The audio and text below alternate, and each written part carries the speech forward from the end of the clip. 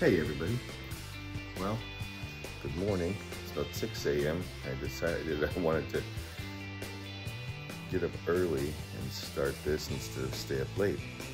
I'm doing 4 brisket, 2 for customers, and now I'm going to do 2 to present.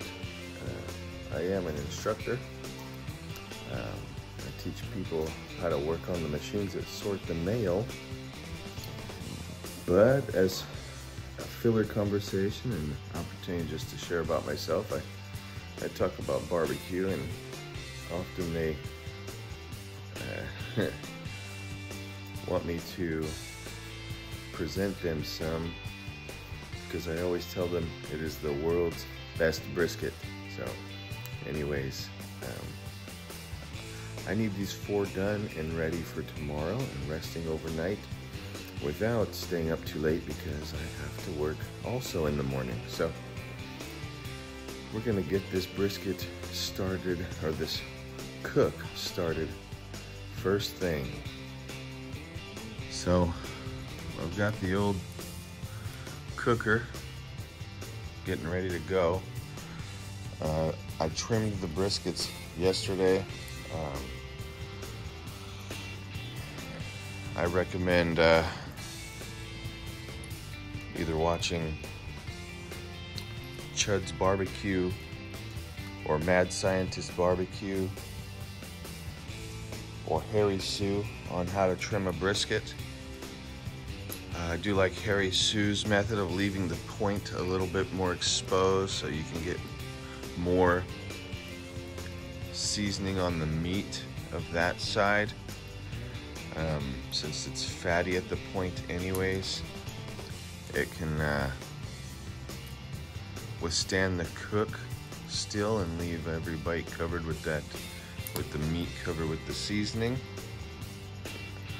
without having the fatty exterior. I have learned fire management. I currently prepared the bed of coals, starting with, and I got a cowboy lump charcoal that I ended up starting in the chimney and then dumping into the firebox, and now have some large splits on there because I want to add to that coal bed. Here in a minute, when those wood splits all flame up, I'll close up the cooker so it can start to be warmed, and then I'll throw the meat on. Meanwhile, while this warms up and catches flame, I'm going to go season those 4 trimmed briskets. Alright, so I got the 4 briskets all seasoned. The fire going good on that pit out there, and I'm about ready to go check the temps and see if I can put these on. There they are, and yeah, I think I'll get that spot again before I slap it on.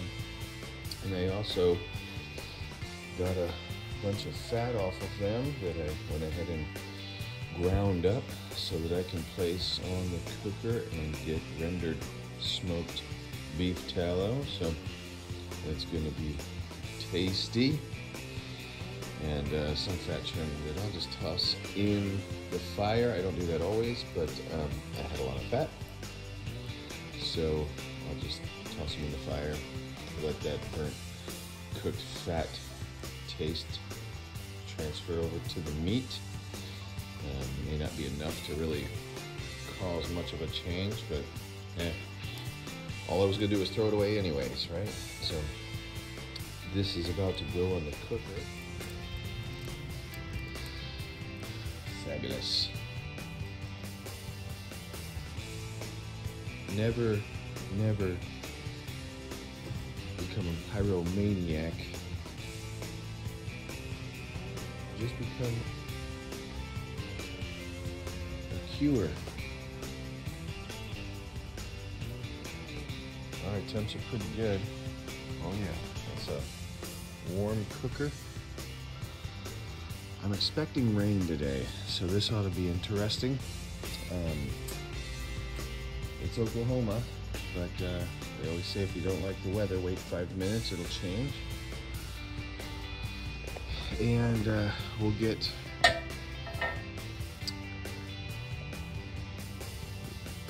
going here before it starts raining. I got my cooker underneath my awning, but the smokestack just poking out. I didn't want it to stain the awning, so we're ready to go. All right, so I'm very excited. I love to cook like this, and I wanted to be able to do, you know, more than one brisket at a time. So I modified this cooker. Seemed crazy, I know, a lot of critics out there, but I took the old country Wrangler and made it much larger so that I can cook more food on it.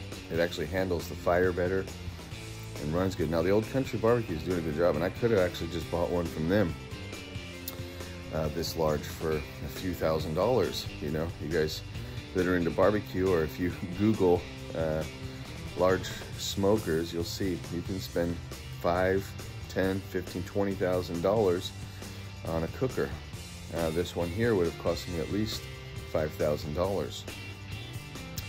I think it cost me a couple thousand to build, because I did buy the welder and all the metal. I did get a deal on some things, so it wasn't too bad. But with the original cooker being about $500 and all the and about $2,000 to buy the welder and all the materials, it's about a $2,500 cooker.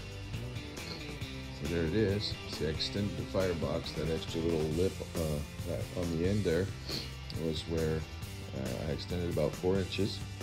I happened to get this 1/4-inch steel tube here, this cook chamber, on Facebook Marketplace. And so I cut the end off of my Wrangler, which was originally this cooker.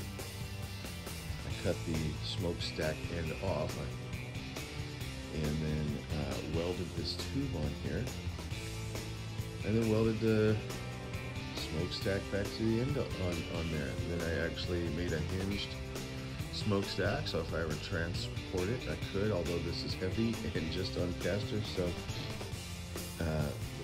unless I don't know that I'll be transporting this one. I do want to eventually get a smoker trailer.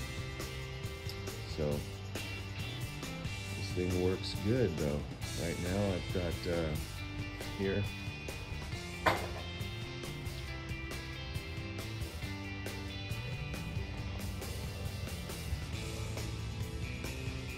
just over 300. I've had the same logs in there that I started the fire with, so it's going.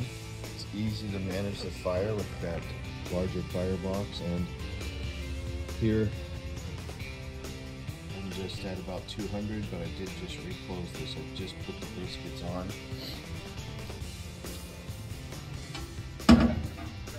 I'm holding these 4. Now these are all about 13 pounders. This one's a little smaller, or what have you. I was getting the same size briskets. I sold a couple of these, and I want both the guys, they're colleagues, I want them both to have a similar experience. I don't want one of them to have a 20 pounder and the other one to have a small one. So I tried to get the same size.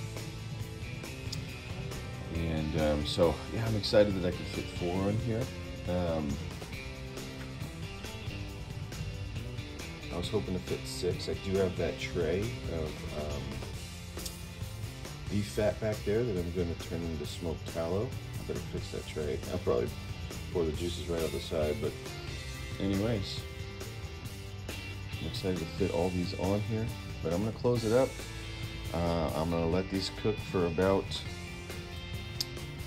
4 or 5 hours, Just let them sit in here and get a good smoke on them. I'm maintain the fire, try to keep it at something like 250 degrees.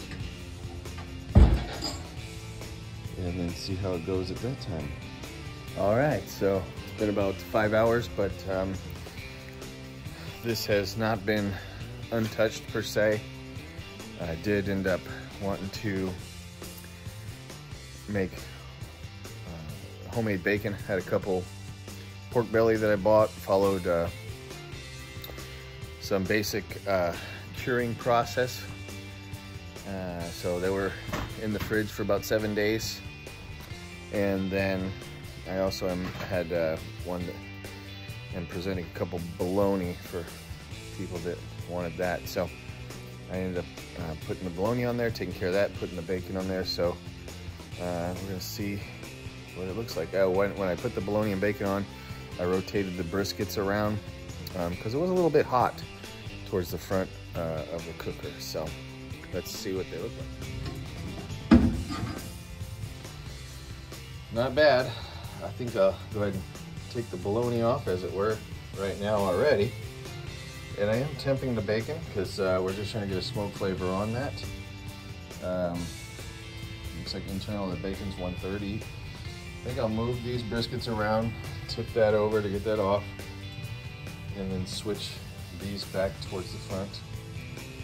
Maybe see how they feel. But man, nice. So 200 now, and pull off that tallow, smoked tallow, and get it strained and jarred. So it's looking good. All right, so been a little while longer checking on the briskets, rotating them around, checking for pro tenderness and fat render. I'm thinking the bacon has enough smoke flavor on it, and these bolognas are nice and dark because they're full of smoke flavor also. So this bacon, that's pork belly anyway, so I'm gonna slice that up into bacon strips and see how that tastes. I did a cure on them. First time doing that, I didn't put a lot outside, some salt and some pepper, but yeah, we'll see how it goes. It's my first time trying that. If it goes well, or I think I need to find a good flavor profile, I will. And then of course the bologna's looking pretty colored. I'm gonna wrap these up so I can take them in and distribute them. And these are all looking a good color. I'm at about internal 165 here in the flat of this one. Tip the juice off there. So I'm guessing, and this one had a little bit, for some reason I lost the bark there. I guess maybe I didn't really have a good one. I don't know, this one's kind of tonguing up. It's kind of interesting anyways. So, and then, yeah, I think this one, definitely gonna be the one I make for myself, I believe. It's just not cooking up good. And this piece, it was all pretty uniform, but this piece is like bulging up. I think the fat is swelling. So, yeah, this one's unique, acting unique, okay? So, it is what it is. Tip that back over. So, not too bad, yeah. These are looking good. This one's a little stubby and fat, it's kind of cool. That part, see these parts, I guess I need to learn to maybe trim them down a little bit more. But I'm spritzing them. I know it's, the fat is getting, oh, yeah, soft and juicy. So waiting on more of that fat. I'm gonna let them go a bit longer. Actually get that separated. Let them go a bit longer and we'll see what it comes out like. All right, so here is the bacon.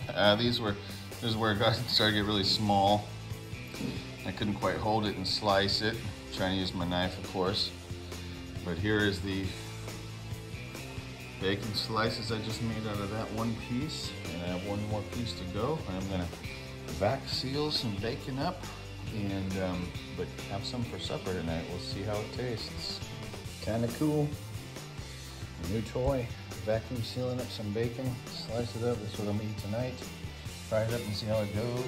Add some little ends that I couldn't quite make into slices. So, pretty cool. I'll let you know how it tastes. Great color. Soft-ish. This is the only spot. This piece was kind of thin, a thin point there. This was a really goofy piece of meat. So, I wish I had that point facing this way. I got all the points facing this way except for that one. So I think I'm about to have to rotate. But yeah, it's pretty tough feeling there. So this one, being close to the fire, is softer. But definitely see the juice in that fat coming out.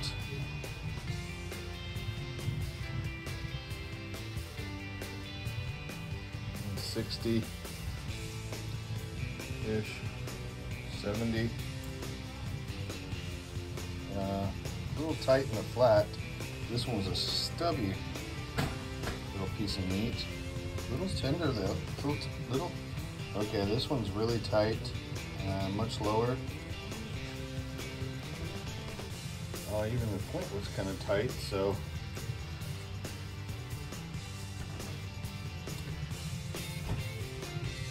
This one actually went in a little softer. It's kind of low. It's kind of soft. Not too bad. So they're softening up. A little tight in the flats. Still kind of low temperature. So I'm gonna rotate them around and keep on pushing through. The sun's back down again. It's been 12 hours and the flat's still tight.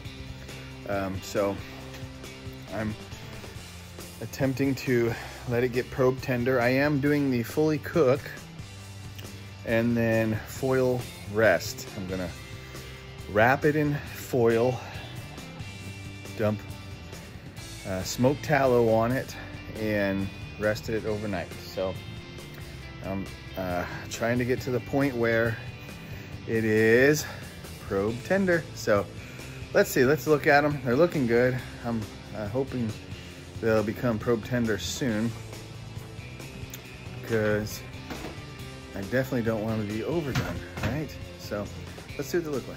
All right.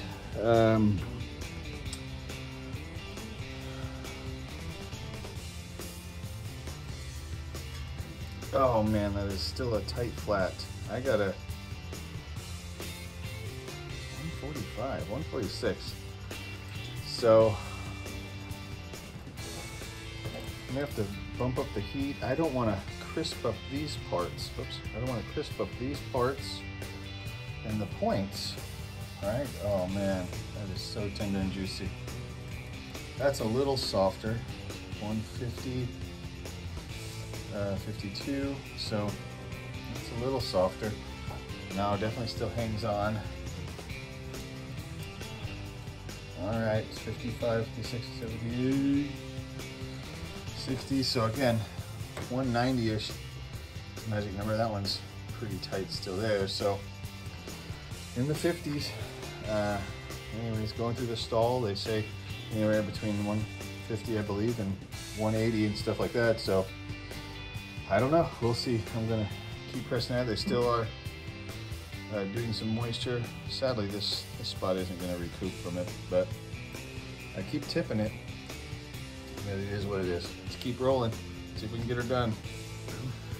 It's coming up on 1 o'clock. I started these things at 7:30, thinking I'd be done sooner. I guess I need to learn when to bump up the heat a little bit faster.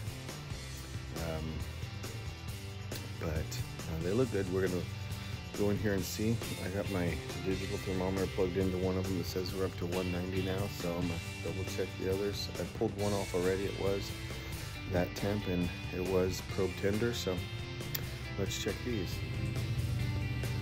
So looking moist still. So this one back here is one probed in. Check that one a second. Pretty tender.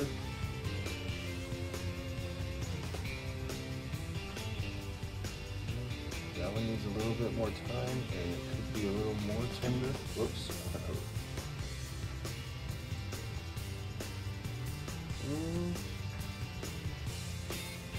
Let's check this one.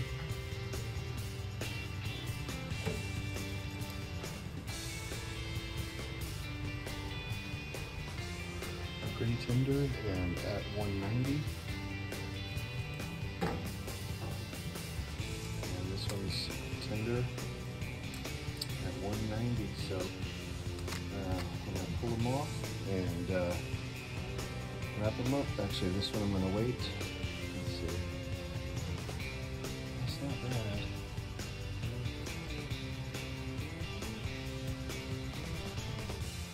I'll do that one last, but I'm going to wrap them in foil and then set them in the oven to rest overnight.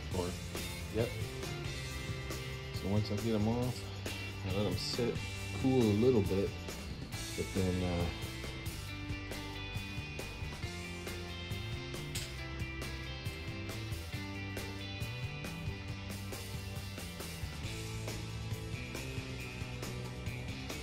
load it down. Ooh, better catch it.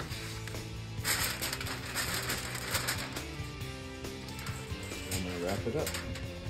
So a typical cut is down the middle here, and then you should be able to see.